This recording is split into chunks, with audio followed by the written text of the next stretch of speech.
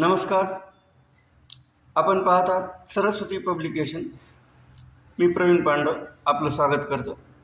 आज आपण स्टँडर्ड 7चा mathematics model question paper number 2 solve करणार आहोत. तर या ठिकाणी आपण क्वेश्चन नंबर 1A पासून सुरुवात करत आहोत. Fill in the blanks. We can draw dash dash radii in the same circle.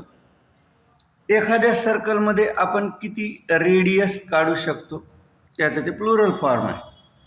So we can draw many or innumerable. आता इथं जे ऑप्शन असेल ते आपल्याला वापरावं लागेल. मेनी दिलेला आहे.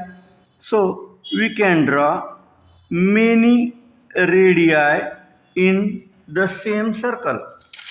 एखाद्या सर्कलमध्ये आपण असंख्य रेडियस काढू शकतो. पुढे जाऊया. तर रेडियसचा अर्थ यापूर्वी तुम्हाला सांगितलेला आहे. अ line segment joining centre of the circle and any other point on the circle is called radius of the circle.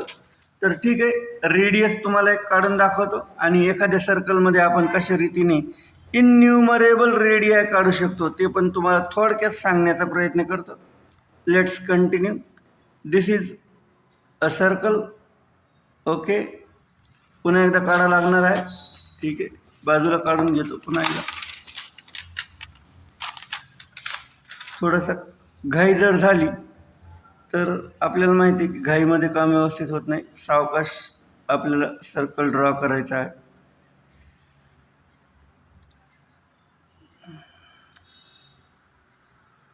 तर या ठिकाणी मी तुम्हाला एखाद्या सर्कलमध्ये इन्न्युमरेबल किंवा मेनी रेडियाई कशामुळे काढल्या जाऊ शकतात हे सांगणार आहे.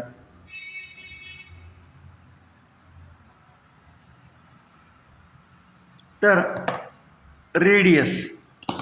रेडियसचा अर्थ होतो की अ line segment joining centre of the circle and any other point on the circle is called radius of the circle. तर या ठिकाणी सेंटरपासून निघणारा आणि सर्कलपर्यंत जाणारा लाईन सेगमेंट म्हणजे रेडियस आपण ड्रॉ केलेला आहे.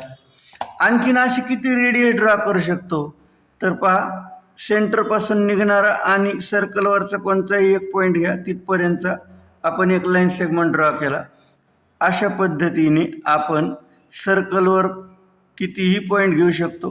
There are innumerable points on the circle and so we can joint each and every point with the center of the circle and draw many or innumerable radii in the same circle. एकाच सर्कलमध्ये आपण इन्न्युमरेबल radii काढू शकतो, radius काढू शकतो. पहा, या ठिकाणी मी तुमच्यासमोर मुद्दाम काही रेडियस काढलेले आहेत. सो हे तर काही मोजके झालेत, आपण मोजू पण शकतो. 1 2 3 4 5 6, परंतु असे कितीही काढू शकतो. इन्न्युमरेबल हेच त्याचा आन्सर आहे. We can draw innumerable radii, innumerable diameters and innumerable chords in the same circle. Diameter देखील, आता पहा या ठिकाणी एक डायमीटर, या ठिकाणी आपण एक डायमीटर काढूया. हा डायमीटर कंटिन्यू करूया. पहा, अ line segment joining any 2 points on the circle which passes through centre of the circle is called diameter of the circle. हा एक डायमीटर झाला, एक झाला. अशा रीतीने आपण कितीही डायमीटर्स काढू शकतो. हा दुसरा डायमीटर झाला, त्याच्यानंतर तिसरा डायमीटर. असे कितीही डायमीटर्स आपण काढू शकतो की जे सेंटरमधून जाणारे असतील. अ line segment joining any 2 points on the circle which passes through centre of the circle is called diameter of the circle. तर डायमीटर देखील किती काढू शकतो. कॉर्ड्स पण किती काढू शकतो. आता डायमीटर म्हणजे कॉर्ड्स असतात, तसंच आणखीन ही एक कॉर्ड आहे, 25 पॉईंट जोडणारा लाईन सेगमेंट. दुसरी कॉर्ड, ही दुसरी कॉर्ड आहे. अशी किती कॉर्ड काढू शकतो. Innumerable. We can draw innumerable chords in the same circle. एकाच सर्कलमध्ये कितीही कॉर्ड्स आपण काढू शकतो.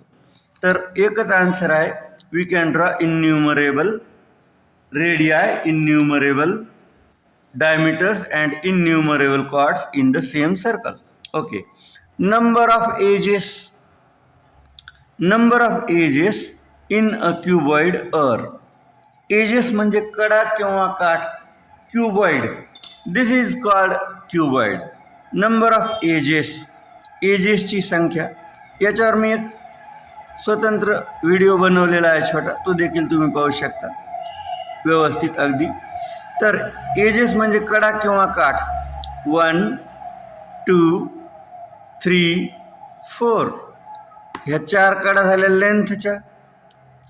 2 + 2 4, त्याच्यानंतर ब्रिडच्या 4 1 2, अपोजिट साईडला 1 2 4 झाल्या, आणि हाईटच्या 4 1 2 3 and 4.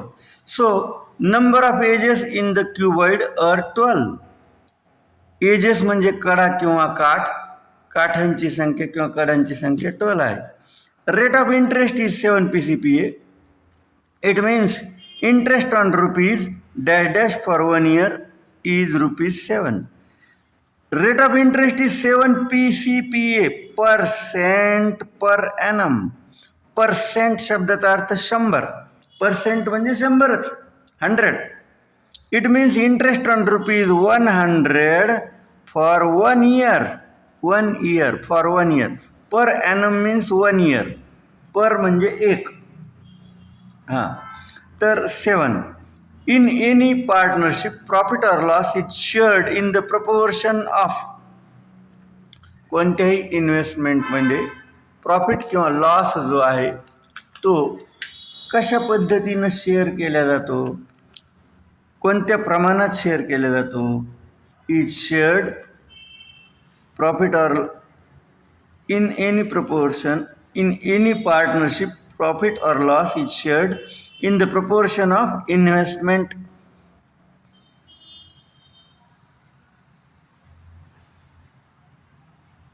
पार्टनर्सनी इन्व्हेस्टमेंट कोणत्या प्रमाणात केलेली आहे त्या प्रमाणातच त्यांना झालेला प्रॉफिट किंवा लॉस तो देखील शेअर केला जातो. पुढे इन द व्हॅल्यू, विद्यार्थ्यांनी हे स्टेटमेंट लर्न करून ठेवावे, पाठ करून ठेवावे.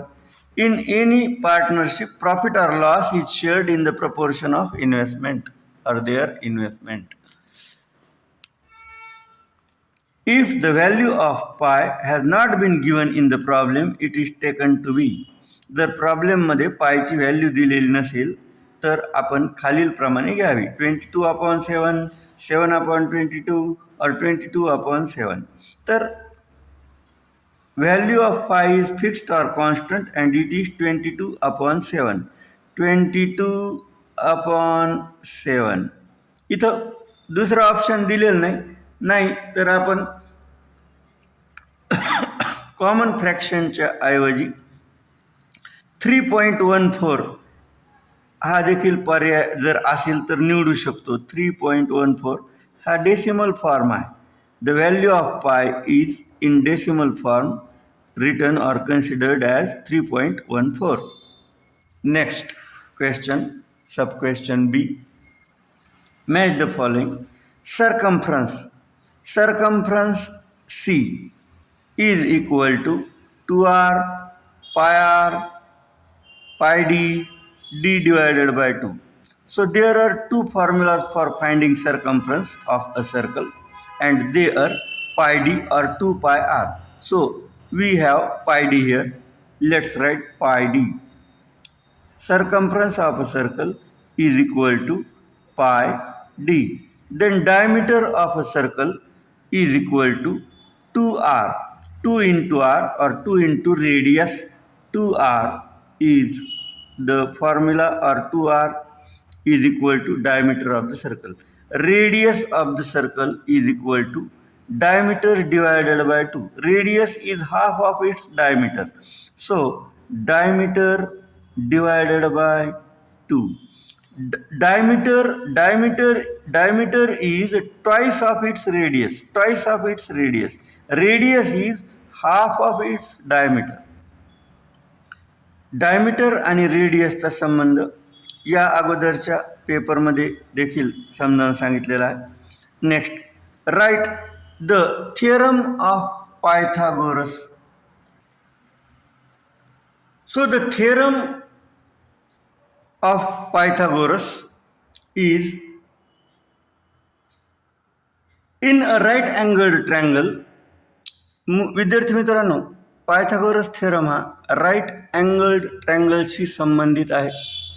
In a right angled triangle the square of the hypotenuse is equal to the sum of the squares of the other two sides. आपल्याला तो थिअरम जशाल तसा इनवर्ड्स लिहायचा आहे. In a right angled triangle, in a right angled triangle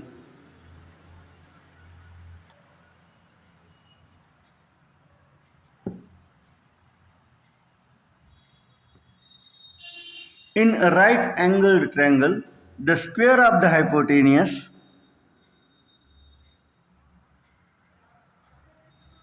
the square of the hypotenuse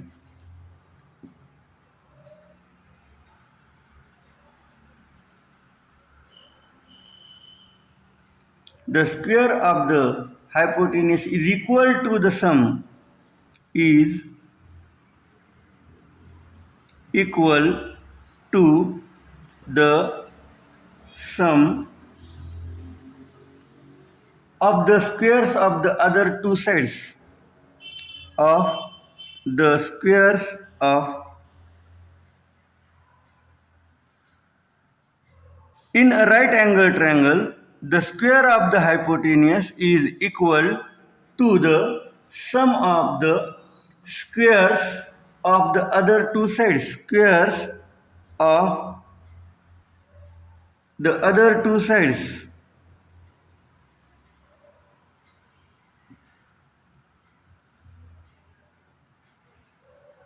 विद्यार्थी मित्रांनो,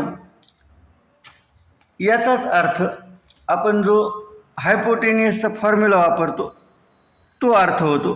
square of hypotenuse is equal to square of base plus square of height. तर हाच अर्थ याच्यात आहे. In a right angle triangle the square of the hypotenuse is equal to the sum of the squares of the other two sides. हायपोटेनियसवर बनणारे जेवढे squares आहेत, हायपोटेनियसला जर आपण या ठिकाणी स्क्वेअर बनवलं तर त्याचा जेवढा एरिया येतो तर तितकाच एरिया बाकीच्या दोन स्क्वेअर्सवर त्या ठिकाणी तयार होणाऱ्या एरियान इतका असतो असं या ठिकाणी सांगता येईल.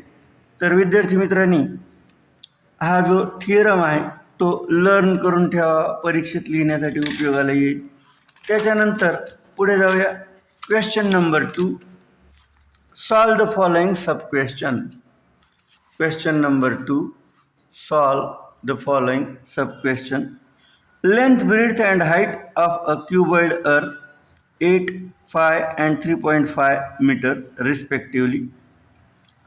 Find its total surface area. Cuboid दिलेला आहे. क्यूबॉइड शेप तुम्हाला दाखवतो. हा आहे क्यूबॉइड शेप. तर अशा एखाद्या क्यूबॉइडची लेंथ, ब्रेड्थ आणि हाईट जी वेगवेगळी असते ती दिलेली आहे आणि टोटल सरफेस एरिया काढायला सांगितलेला आहे. Total surface area of a cuboid. Let's find out total surface area of a cuboid. Formula वापरावा लागणार आहे. Total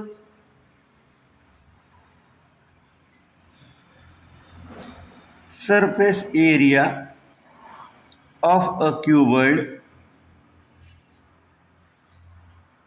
is equal to 2 into length into breadth plus breadth into height plus height into length.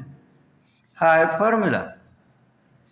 According to formula 2 into length 8 meter into breadth 5 meter plus breadth 5 meter into height 3.5 meter plus height 3.5 meters into length 8 meters.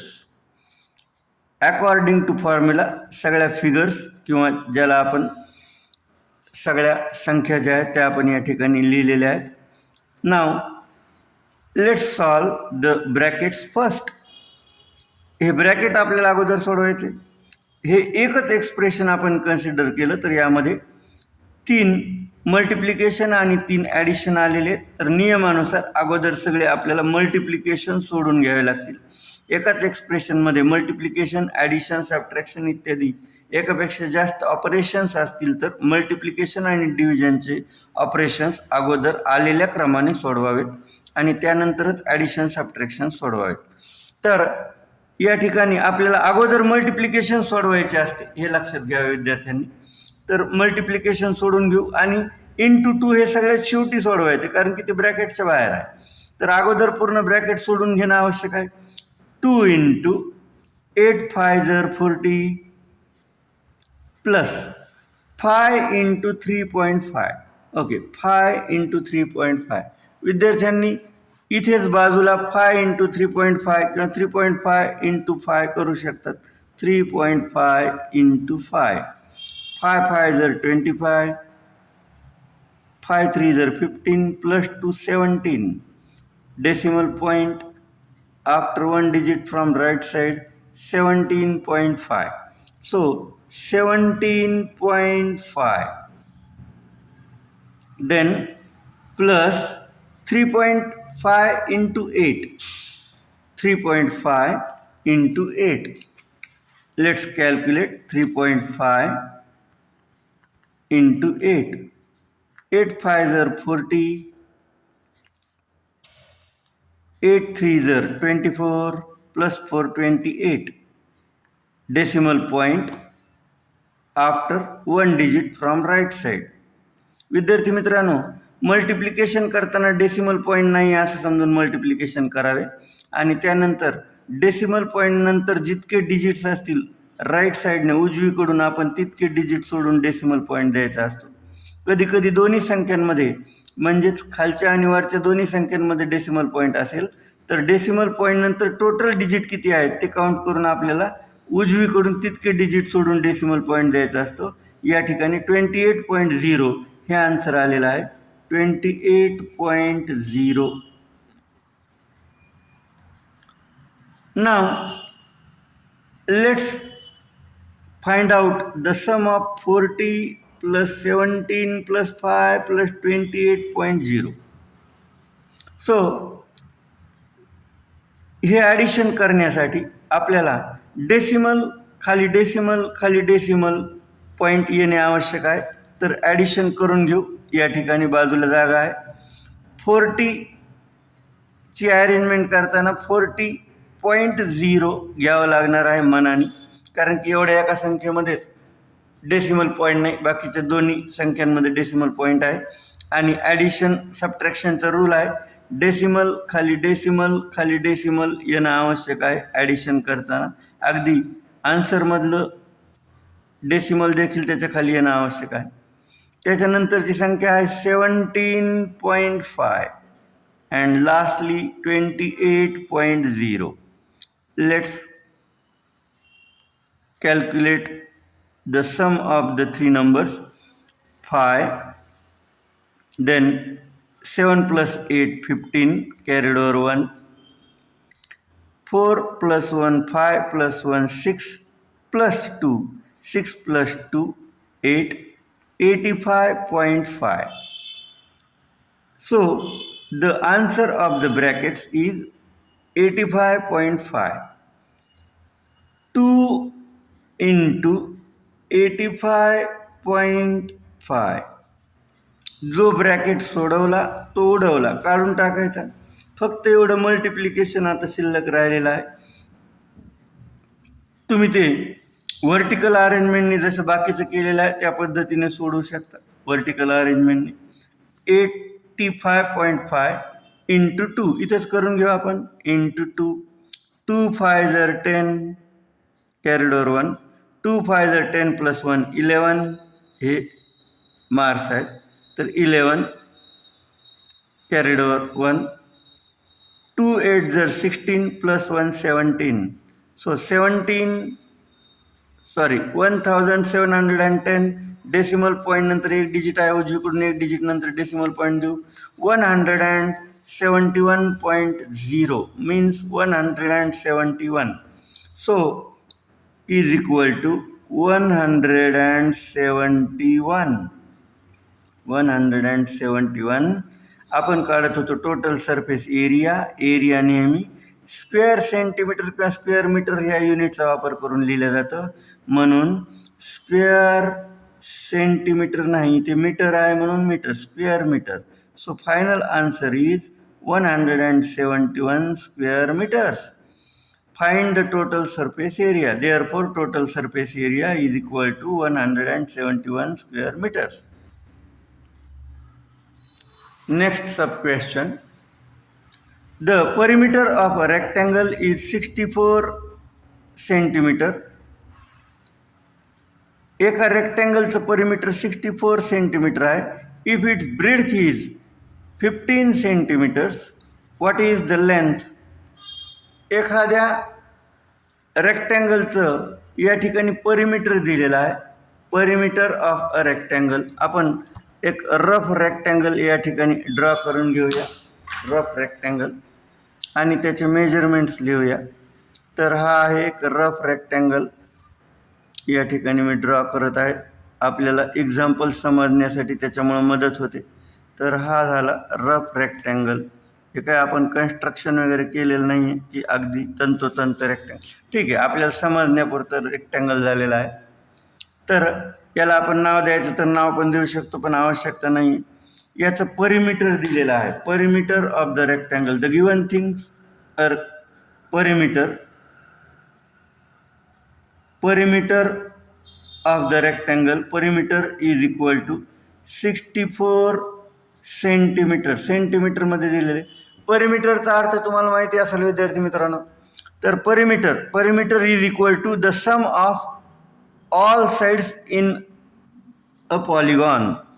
एखाद्या फिगरमधील सगळ्या बाजूच्या लांबींची बेरीज, असा सोपा अर्थ आहे.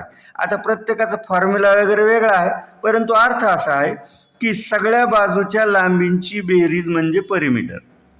So परिमीटर is 64 centimetre. काही टीचर विद्यार्थी पेरीमीटर वगैरे उच्चार करत असतील तर ठीक आहे, त्यांचंही बरोबर आहे. परिमीटर. तर परिमीटर of a rectangle is 64 centimetre. तर सगळ्या बाजूच्या लांबींची बेरीज म्हणजे ह्या पॉईंटपासून जर आपण मेजरमेंट करायला सुरुवात केली तर सगळ्या बाजूच्या लांबींची बेरीज येते 64 centimetre. Okay. If its breadth is 15 centimetres. आता ही ब्रीड्थ आहे, ही ब्रीड्थ ही जर 15 सेंटीमीटर्स असेल, 15 सेंटीमीटर्स विचारले व्हॉट इज इट्स लेंथ. फक्त लेंथ आपल्याला काढायची, लेंथ. तसं तर काही विद्यार्थी या ठिकाणी ओरली देखील अंदाज करून गेस करून वगैरे लिहू शकतात, परंतु गेस करून लिहिण्याला आपल्याला गुण मिळणार नाही. प्रॉपर वे, मॅथमॅटिकल वे आपण या ठिकाणी लेंथ कशी काढू शकतो ते आपण या ठिकाणी पाहणार आहोत. आणि त्याच्यासाठी आपल्याला परिमीटर ऑफ द रेक्टँगलचाच फॉर्म्युला यूज करायचा असतो. Perimeter of the rectangle. So given things are perimeter 64 centimetres and breadth is 15 centimetres. या दोन गोष्टी दिलेल्या आहेत. Let's find out length of the rectangle. So perimeter of the रेक्टँगलचाच फॉर्म्युला आपल्याला वापरायचा आहे, तोच या ठिकाणी मी वापरायला सुरुवात करत आहे. Perimeter of rectangle is equal to 2 into length plus 2 into breadth. हा आहे फॉर्म्युला. आणखीन एक फॉर्म्युला सांगितला जातो परिमीटर ऑफ द रेक्टँगलसाठी. जर कधी हा फॉर्म्युला वापरायला अडचण आली तर याच फॉर्म्युल्यानुसार तयार केलेला दुसरा 2 into लेंथ प्लस ब्रीड्थ असा पण एक फॉर्म्युला सांगितला जातो. 2 into length plus 2 into breadth हा फॉर्म्युला आपण आता सध्या वापरत आहोत. तर पुढे जाऊया. Perimeter of the rectangle. Perimeter दिलेला आहे 64 सेंटीमीटर्स. परिमीटरच्या जागी परिमीटर घेऊ. 64 is equal to, perimeter is equal to 2 into length. Length माहिती नाही, एल जशाल तसं घेतलं, प्लस 2 इंटू ब्रीथ ती दिलेली आहे 15. चला आता इथून पुढे सोडवण्याचं काम सुरू होत आहे. तर सोडूया. अगोदर मल्टिप्लिकेशन्स करायचे आहेत. 30 देन 2L अँड 64. हे तर काय आहेच 64. आपण या ठिकाणी आता left hand side right hand side जे आहे ते चेंज करून घेणार आहोत. तर 2L हे 2L प्लस 15 2 जर 30 प्लस 30 इज इक्वल टू 64. हे झालं इक्वेशन तयार. Equation has two sides, left hand side and right hand side. Also it has a variable. Letter असते त्याच्यात वापरलेले. 2L plus 30 is equal to 64. So let's find out value of L. ची value काढण्यासाठी एक्स्ट्राचा जास्तीचा जो part आहे 30 आणि 2 यांचा टप्प्याटप्प्याने लोप करायचा, काढून टाकायचं, रिमूव्ह करायचं. त्याला आधी प्लस 30ला रिमूव्ह करू. म्हणजेच 2L plus 30 minus 30 is equal to 64 minus 30 is equal to 64 minus 30. हे अपोजिट नंबर्स आहेत. Positive 30 and negative 30 or plus 30 minus 30 opposite numbers. The sum of opposite numbers is 0. Now we have 2L is equal to 34. 2L is equal to 34. 64 minus 30 is equal to 34. तर बाजूला continue करू. या ठिकाणी आपण तर 2L is equal to 34. 2L is equal to 34. L ची value काढायची. जास्तीचा पार्ट जो आहे 2 त्याचा लोप करायचा आहे. L ची तो मल्टिप्लिकेशनने जोडलेला आहे. आपल्याला 2चा लोप करण्यासाठी, रिमूव्ह करण्यासाठी त्याला 2 नेच डिवाइड करावं लागेल. फक्त लेफ्ट हँड साईडला 2 ने डिवाइड करून चालणार नाही. हा तराजू आहे. दोन्ही बाजूला समान क्रिया समान संख्येला घेऊन करायची आहे. तर हे 2 कमी करण्यासाठीच आपण करत आहोत. इकडच्या बाजूला देखील 2 ने आपण डिवाइड करत आहोत. 2 1 जर 2, 2 1 जर 2, रिमाइंडर 1, 2 7 जर 14, 17. L is equal to 17. आपण काढत होतो length of the rectangle.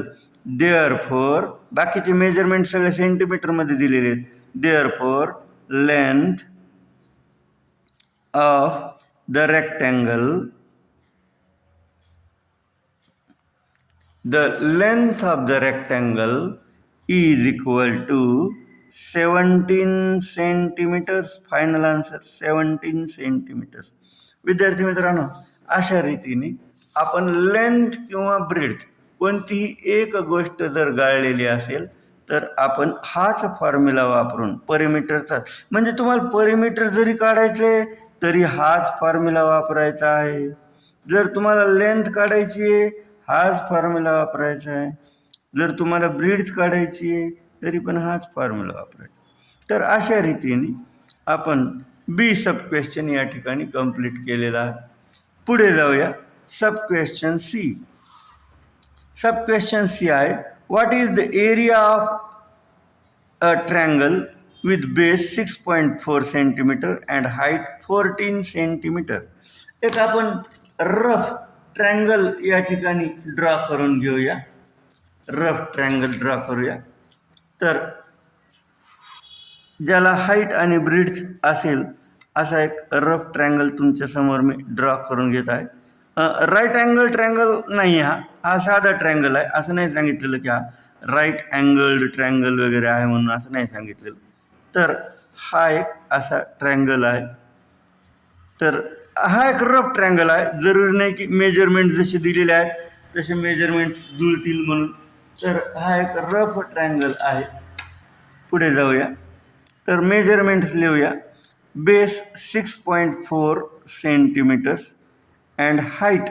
Height कशी दाखवायची ते सांगून देतो की या व्हर्टेक्समधून अपोजिट साईडवर आपण या ठिकाणी एक परपेंडिक्युलर टाकणार आहोत, तो पण रफ असणार आहे 14 सेंटीमीटर्स. तर या ठिकाणी ही जी हाईट आहे ही 14 सेंटीमीटर असणार आहे. 14 सेंटीमीटर्स म्हणजे ॲक्च्युअलमध्ये रफ ट्रँगल ड्रॉ केलेला आहे. 6.4 मोठं दिसतंय, 14 लहान दिसतं, पण तो रफ ट्रँगल आहे, आपण जस्ट समजण्यासाठी काढलेला आहे. त्याच्यामुळे असं होऊ शकतं, कारण की काढण्या अगोदर आपल्याला हे माहिती नव्हतं की आपल्याला काय साईड कुठं काय दाखवायची आहे. त्याच्यामुळे हा एक रफ ट्रँगल आहे समजण्यापुरतं. तर बेस, हाईट दोन गोष्टी दिलेल्या आहेत. What is the area of a triangle with base 6.4 and height 14 centimeters. So let's continue with the formula of finding out area of a triangle. Area of a triangle is equal to 1/2 into base into height. So this is the formula for finding out area of any triangle. So area of right angle triangle, there we use another formula, like area of a right angle triangle is equal to 1/2 into product of sides forming right angle. तर या ठिकाणी into base into height घेऊन आपल्याला हे सोडवायचं आहे. तर is equal to 1/2 into base 6.4. याला डिनोमिनेटर घेऊन टाकू, 6.4/1. जर कोणत्याही संख्येला डिनोमिनेटर नसेल तर आपण 1 वापरू शकतो. तर ही फ्रॅक्शन आहे 1/2, म्हणून हिला पण आपण न्यूमरेटर डिनोमिनेटर फॉर्ममध्ये लिहिले. Into height 14 into 14/1. मल्टिप्लिकेशनमध्ये तिरकस काटाकाटी करू शकतो. डिनोमिनेटर आणि न्यूमरेटर यांची काटाकाटी होऊ शकते, म्हणजेच त्यांना सिम्प्लिफाय करू शकतो. 2 1 जर 2, 2 7 जर 14. डिनोमिनेटर प्लेसला 1 into 1 into 1 is equal to 1. शिल्लक राहील फक्त 1. डिनोमिनेटर प्लेसला शिल्लक राहील फक्त 1. न्यूमरेटर प्लेसचं मल्टिप्लिकेशन होईल 6.4 इंटू 7. ते आपण बाजूला करून घेऊ. 6.4 इंटू 7. पहा एकदा, 6.4 इंटू 7. पुन्हा एकदा सांगतो, पहा. Area of a triangle is equal to 1/2 into base into height. Base आणि हाईट, इथं रफ ट्रँगल ड्रॉ केलेला आहे. 6.4 बेस आहे, height according to the description आपण घेतलेलं आहे. त्याच्यानंतर according to formula 1/2 into 6.4 into height, ही इथं हाईट दाखवलेली 14 ती घेतली, आणि क्रॉस मल्टिप्लिकेशनमध्ये 2 1 जर 2, 2 7 जर 14. 6.4 इंटू 7 आपल्याला करायचं आहे. 1 into 1 into 1 is equal to 1. Denominator प्लेसला 1 लिहिलेला आहे. फक्त 6.4 इंटू 7 हे मल्टिप्लिकेशन करून घेऊ. Let's find out product of 6.4 into 7. 7 4 जर 28 carried over 2. Then 7 6 are 42 plus 2 44. Now decimal point after one digit from right side, 44.8. 44.8 upon 1 is equal to 44.8. Denominator प्लेसचा एक जो आहे तो आवश्यकता नसेल तर आपण काढून टाकू शकतो. जिथं नाही आहे आणि गरज वाटते तिथं घेऊ पण शकतो. तर अशा रीतीने आपण काढत होतो एरिया. एरिया नेहमी स्क्वेअर सेंटीमीटर किंवा स्क्वेअर मीटर अशा शब्दांचा वापर, युनिटचा वापर करून लिहिले जाते. तर सेंटीमीटरमध्ये सगळे मेजरमेंट दिलेले आहेत, म्हणून आपण एरिया लिहिणार. Therefore area of the triangle is equal to 44.8 square centimeters. 44.8 square centimeters. तर विद्यार्थी मित्रांनो, अशा रीतीने आपण एरिया ऑफ अ ट्रँगल या ठिकाणी काढलेला आहे. एक गोष्ट सांगतो विद्यार्थी मित्रांनो, की आम्ही टीचर आहोत. कधी कधी एक्झाम्पल सोडवताना बारीक सारीक चुका आमच्याकडून होऊ शकतात, नजर चुकीने म्हणा, किंवा कधी कधी सिम्पल मल्टिप्लिकेशन करताना आम्ही माणूस असल्याकारणानं आमच्याकडूनही सिली मिस्टेक्स होऊ शकतात, की ज्या व्हायला नाही पाहिजे पण होऊ शकतात. इथे झाली असा अर्थ नाही, पण कधी कधी होऊ शकतं. त्याच्यामुळे ह्या गोष्टीला तुम्ही विद्यार्थ्यांनी तेवढंसं महत्त्व न देता सर आपल्याला सोप्या पद्धतीनं मेथड कशी सांगतात ह्याकडे जास्त लक्ष देण्याची आवश्यकता असते. पुढे जाऊया. Next sub question is in triangle ABC find the length of seg AB. या ट्रँगलमध्ये हा राईट अँगल्ड ट्रँगल दाखवलेला आहे. Triangle ABC is right angle triangle. The longest or the greatest side, biggest side is given and it is called hypotenuse. 17 meter. 17 meter is the hypotenuse and the base is given 15 meter. Let's find out height of the right angled triangle. So height of the given triangle. Height काढायची असेल तरी formula आपला एकच आहे. Right अँगल्ड ट्रँगलसाठी वापरला जाणारा एकच formula आहे आणि तोच आपल्याला वापरायचा असतो. स्क्वेअर ऑफ हायपोटेनियस हा जो फॉर्म्युला आहे तोच या ठिकाणी आपण यूज करणार आहोत. सुरुवात करूया. Square of hypotenuse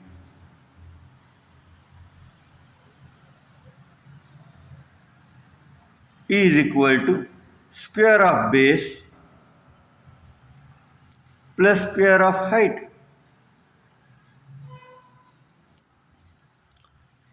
square of hypotenuse is equal to square of base plus square of height. पुढे जाऊया. हायपोटेनियस दिलेला आहे 17 मीटर, तो त्याच्या जागेवर लिहूया. म्हणजेच square of 17 is equal to square of base, base दिलेला आहे 15, स्क्वेअर ऑफ 15 प्लस हाईट काढायची आहे त्याच्यासाठी x दिलेला आहे plus square of height means square of x square. Now let's exchange left hand side and right hand side. Exchange करता करताच यांचे स्क्वेअर्स पण लिहिणार आहोत आपण. तर एक्सचेंज करताना 15 स्क्वेअर प्लस x स्क्वेअर जे आहे त्याला आपण x स्क्वेअर प्लस 15 स्क्वेअर म्हणून लिहिलं लेफ्ट हँड साईडला तरी चालेल. ॲडिशन करताना ऑर्डर ऑफ ऑपरेशन चेंज करू शकतो, म्हणजे थोडक्यात मागे पुढे करू शकतो आपण त्यांना. त्याच्यामुळे आन्सरमध्ये चेंज होणार नाही. तर x स्क्वेअर प्लस 15 स्क्वेअर आपण लिहित आहोत. कसं लिहायचं आहे पहा. x square plus square of 15 direct लिहूया 225, म्हणजेच x square plus square of 15 225 is equal to square of 17. Square of 17 is 289. 289. तर पुढे जाऊया. x square plus 225 is equal to 289. Now it is, we have equation left hand side, right hand side. Let's find out value of x. So plus 225 अगोदर आपल्याला याला remove करायचे mathematical वे. Plus 225 आहे, आपण त्याच्यामध्ये अपोजिट नंबर ॲड करणार म्हणजे minus 225 करणार. फक्त लेफ्ट हँड साईडला करून चालणार नाही, तर राईट हँड साईडला आपल्याला तेच करावं लागेल. तर पुढे जाऊया. एक्स स्क्वेअर प्लस 225 ही झाली लेफ्ट हँड साईड. मग लेफ्ट हँड साईडमधून मायनस 225 केलं is equal to right hand side 289. तिथून पण मायनस 225 करायचं आहे. Subtracting 225 from both the sides. Then opposite numbers, the sum of opposite numbers is 0. X square is equal to x square is equal to 64. विद्यार्थी मित्रांनो, तर ह्याचं 9 minus 5 is equal to 4. Then 8 minus 2 is equal to 6 and 2 minus 2 is equal to 0, means 64. X square is equal to 64. याला continue करताना आपल्याला याचं square root काढावं लागेल. Therefore square root of x square is equal to square root of x into x is equal to square root of. आता हा कशाचा square आहे आपल्याला माहिती आहे. 8 इंटू 8. स्क्वेअर रूट लिहिताना जोडीपैकी एक घ्यायचा असतो. Is equal to 8. आपण काढत होतो एक्सची व्हॅल्यू, तर एक्सची व्हॅल्यू आलेली आहे 8. Therefore the height of the triangle is 8 meters. Therefore height of triangle is equal to 8 meters. Final answer. अशा रीतीने आपण हाईट ऑफ द ट्रायंगल या ठिकाणी काढलेली आहे. पुढे जाऊया. Factorise the following expression. 2x square minus 8y square. 2x square minus 8y square. Let's find out factors of the binomial. Factors of the binomial 2x square minus 8y square. विद्यार्थी मित्रांनो, अगोदर आपण 2x स्क्वेअर आणि 8y स्क्वेअरचे factors लिहूया. बाजूला साईडला लिहूया. Factors of 2x square is equal to 2 into x into x. Now 8y square is equal to 2 into 2 into 2 into y into y. So they are factors of 8y squares. Common factor दोन्हीमध्ये common कोणता आहे? 2 दोन्हीमध्ये आहे. x खाली नाही, y वर नाही, म्हणजे एकच फॅक्टर कॉमन आहे. ठीक आहे. तर या ठिकाणी फॅक्टर्स ऑफ बायनोमियल्स आपण लिहित आहोत. तर 2ला कॉमन काढूया. दोन्हीमध्ये आहे तर कॉमन ब्रॅकेटच्या बाहेर लिहिणार आहोत त्याला. 2 into second factor is x square.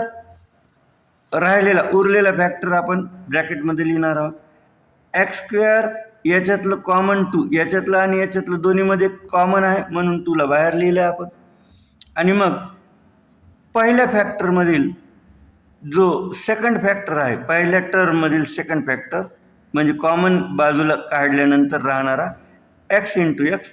X square इथं घेतलेले मायनस आहे म्हणून मायनस सेकंड फॅक्टर याच्यातला 2 कॉमन निघाल्यानंतर 4y स्क्वेअर.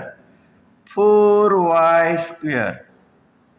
तर विद्यार्थी मित्रांनो, या ठिकाणी आपले फॅक्टर्स काढून झाले आहेत असं नाही, तर आणखीन थोडा भाग याचा बाकी आहे.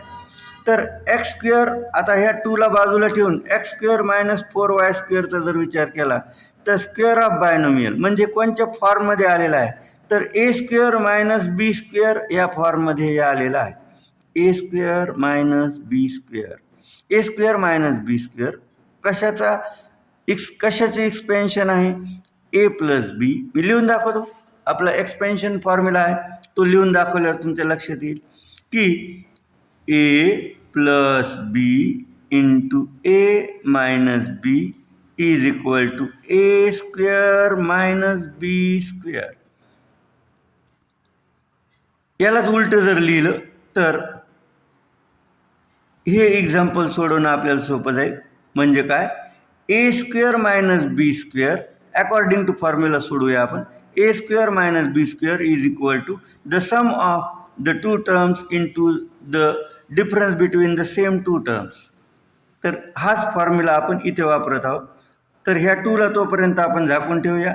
याला बाजूला ठेवूया थोड्या वेळ आणि आपण या बायनोमियलचं या ठिकाणी एक्सपेन्शन जे दिलेलं आहे त्याचे फॅक्टर्स आपण या बायनोमियलचे फॅक्टर्स कसे लिहायचे ते आपण पाहणार आहोत. तर बघा, A square minus B square is equal to A plus B into A minus B. यानुसार आपण याचे फॅक्टर्स लिहिणार आहोत. तर याच्या खाली लिहूया x square minus 4y square according to formula. हां, the sum of two terms, या दोन्ही टर्म्स, हे जे याचे जे दोन टर्म्स आहेत म्हणजे एक्स आणि 2y, या ठिकाणी आपण दाखवू शकतो एक्स आणि 2y हे त्याचे स्क्वेअर रूट आहेत. तर स्क्वेअर रूटचे आपल्याला त्या ठिकाणी बेरीज दाखवायची आहे. एक्स स्क्वेअर आहे, इथं पहा ए स्क्वेअर आहे तर ए आलेला आहे म्हणजे स्क्वेअर रूट घेतलेला आहे आपण त्याचं. तसंच एक्स स्क्वेअर आहे तर एक्स घेणार,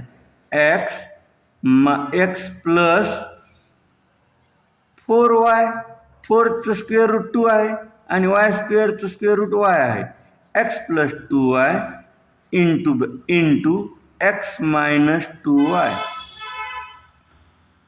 आता हे झाले factors of x square minus 4y square, x square minus 4y square.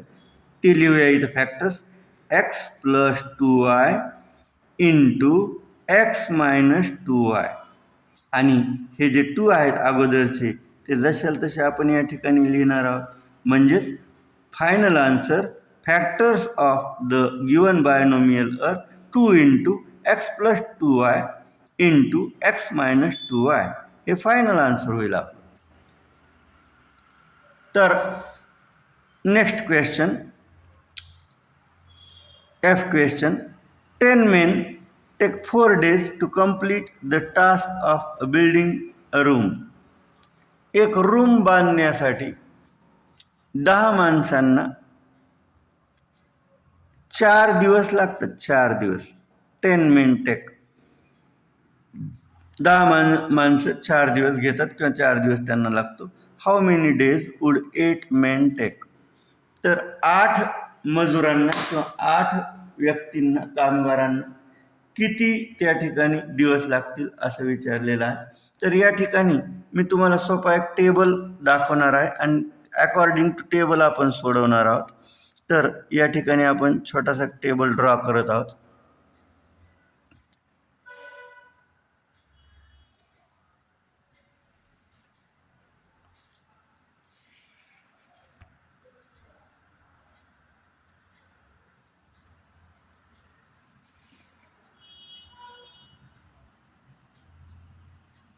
विद्यार्थी मित्रांनो, असं जे एक्झाम्पल असतं म्हणजे कामगार किंवा मजूर आणि त्यांना लागणारा कालावधी किंवा त्यांना लागणारे दिवस, किंवा एखादं पुस्तक वाचायचं आहे, पुस्तकाची पानं आणि लागणारा कालखंड किंवा लागणारे दिवस, की रोज 10 पेजेस वाचले तर इतक्या दिवसात पुस्तक वाचून पूर्ण होते, त्याऐवजी आपण 20 पेजेस वाचले तर किती दिवसात पूर्ण होईल.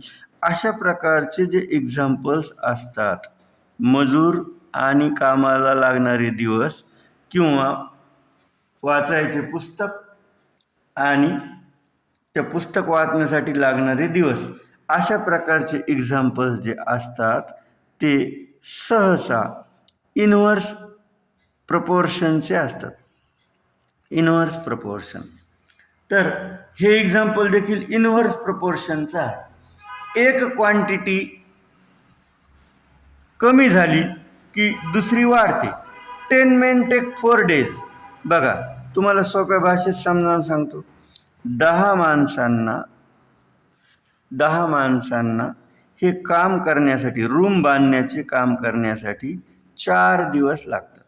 थोडा विचार करा. तर विचारलंय how many days would 8 men take? जर मजुरांची संख्या कमी झाली म्हणजे 8च मजूर कामाला लावले, दोघांना दुसऱ्या कामावर पाठवून दिलं, दोघांना घरी जायला सांगितलं, 8च मजूर कामाला लावले, 8 मजुरांना किती दिवस लागतील? आपल्याला किती दिवस लागतील हे तोंडी काढायचं नाही, फक्त विचार करायचा की कमी लागतील का जास्त लागतील. 10 मजूर रूम बांधण्याचे एक काम 4 दिवसात पूर्ण करतात. मजुरांची संख्या कमी झाली, 8 झाली, मग त्यांना लागणारे दिवस कमी लागतील का जास्त लागतील? जर मजुरांची संख्या कमी झाली तर लागणारे दिवस जास्त लागतील. मजुरांची संख्या कमी होते आहे, लागणारे दिवस, वेळ जास्त लागेल ना, मजूर कमी झाल्यावर वेळ जास्त लागेल, तर लागणारे दिवस वाढतील. एक क्वांटिटी कमी होत असेल आणि दुसरी वाढत असेल तर असं एक्झाम्पल इनव्हर्स व्हेरिएशनचं एक्झाम्पल म्हणून किंवा इनव्हर्स प्रपोर्शनचं एक्झाम्पल म्हणून ओळखल्या जातं. तर डायरेक्ट प्रपोर्शनचं एक्झाम्पल म्हणजे सहज साधे जे व्यवहार असतात की वस्तू आणि त्यांची किंमत, जसं की पेन आणि त्याची किंमत. एका पेनची किंमत 10 रुपये आहे, तर 5 पेनची किंमत किती, असं जर गणित असेल तर पेनांची संख्या वाढली की त्याची किंमत पण वाढते. जर एक क्वांटिटी वाढली की दुसरी पण क्वांटिटी वाढत असेल तर आपण त्याला डायरेक्ट प्रपोर्शनचं एक्झाम्पल म्हणून पाहतो. आणि या ठिकाणी मात्र मजुरांची संख्या कमी झाली की लागणारे दिवस वाढत आहेत, एक क्वांटिटी कमी झाली की दुसरी क्वांटिटी वाढते, म्हणून इनव्हर्स प्रपोर्शनचं एक्झाम्पल आहे. दोन्ही एक्झाम्पल्स वेगवेगळ्या पद्धतीने सोडवावे लागतात आणि दोन्हीसाठी असा एक छोटासा टेबल बनवून घेतलं तर सोडवणं सोपं जाईल. तर पुढे जाऊया. It is an example of inverse proportion. आपण या वाक्याने सुरुवात करणार आहोत एक्झाम्पल सोडवण्यासाठी. It is an example of inverse proportion. Therefore, product is constant.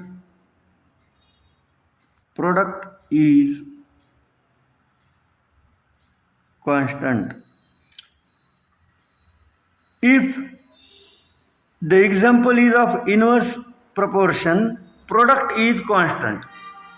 हे दोन वाक्य विद्यार्थ्यांनी पाठ करून ठेवावे. जर डायरेक्ट प्रपोर्शनचं एक्झाम्पल असेल तर it is an example of direct proportion, therefore ratio is constant.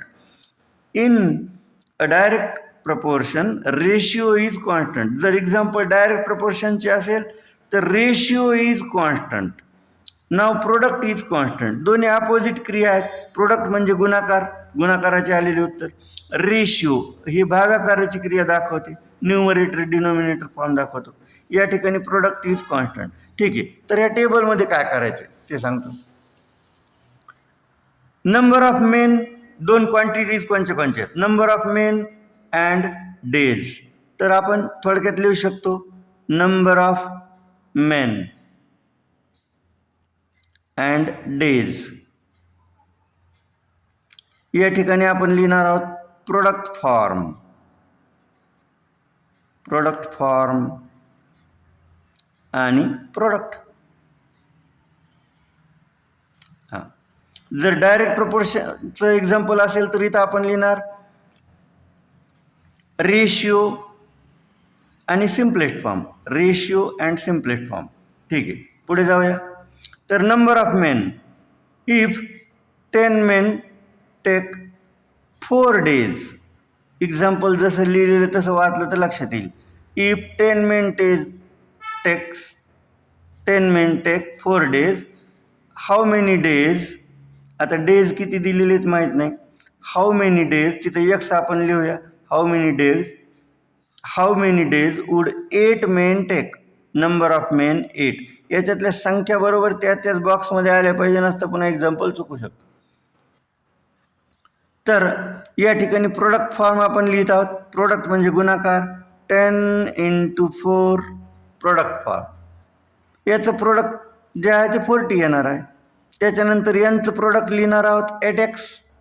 याचं पण प्रोडक्ट तेवढंच येत असतं, कारण काय इथं लिहिलं आहे आपण प्रोडक्ट इज कॉन्स्टंट. दोन्हीचं प्रोडक्ट सारखंच येणार. आता 8x आणि 40 यांना समोरासमोर लिहून आपण इक्वेशन सोडवणार, म्हणजे एक्सची व्हॅल्यू येईल. एक्स कशासाठी आपण या ठिकाणी कन्सिडर केलेला आहे, आपण एक्स याच्यासाठी कन्सिडर केलेला आहे the days 8 men would take to build the room. So x is number of days taken by the workers, 8 workers to build the room. Okay, so let's find out 8x is equal to 40. Value of x, 8x is equal to 40. एक्सच्या सोबतची संख्या मल्टिप्लिकेशनने जोडलेली. आपल्याला एक्सची value काढण्यासाठी 8चा लोप करावा लागेल, 8ला remove करून टाकावा लागेल. तर त्याच्यासाठी आपण या ठिकाणी let's divide both sides by 8.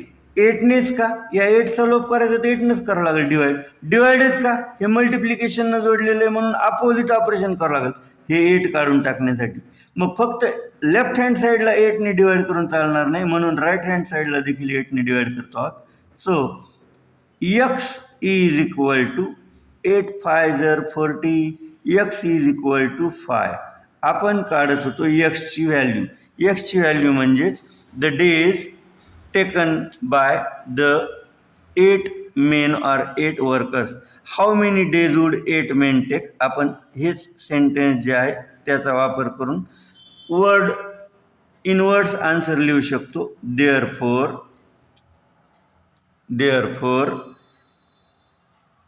How many days would 8 men take. Therefore 8 men would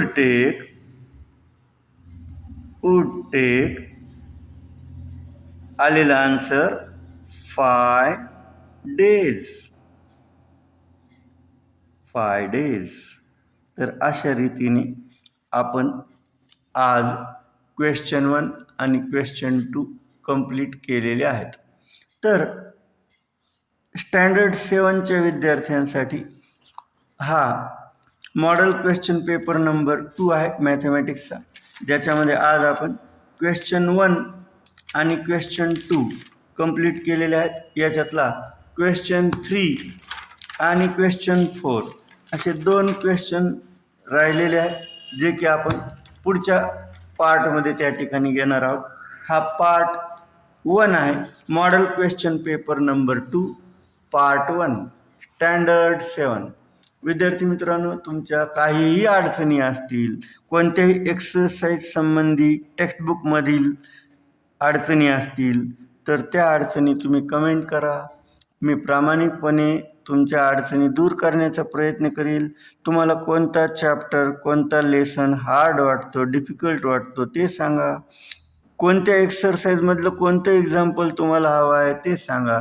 मी निश्चितपणे त्याचा विचार करून त्याच्यावर एखादा छोटा व्हिडिओ बनवू शकतो. तर आपलं चॅनल जे आहे सरस्वती पब्लिकेशन, तर हे सबस्क्राईब केलेलं नसेल तर सबस्क्राईब करून घ्या. तुमच्या शाळेच्या, तुमचा स्वतःचा पर्सनल तुमचा बनवलेला एखादा ग्रुप असेल विद्यार्थ्यांचा, तर त्या ग्रुपवर किंवा तुमच्या बेस्ट फ्रेंड्सला तुम्ही आपल्या चॅनलची जी लिंक आहे, यूट्यूब चॅनलची लिंक, ती सेंड करू शकता. तर आजचा व्हिडिओ तुम्हाला कसा वाटला, उपयुक्त वाटला किंवा नाही वाटला, तेही कमेंट करून सांगा. लाईक करायला विसरू नका. तुमच्या लाईकमुळे आम्हाला प्रोत्साहन मिळते. मी प्रवीण पांडव तुमचा निरोप घेतो. थँक्यू.